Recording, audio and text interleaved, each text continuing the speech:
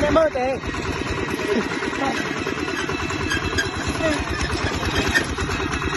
đây đi luôn đấy chứ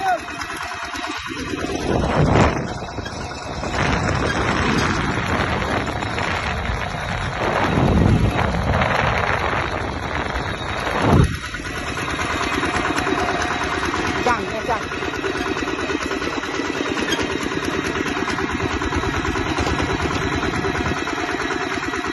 you have account social media. You have account social media? Yes. Okay. How much?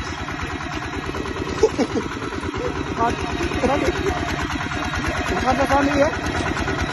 Có rách này, có rách. Tôi account rồi. Công tính năm tí nào.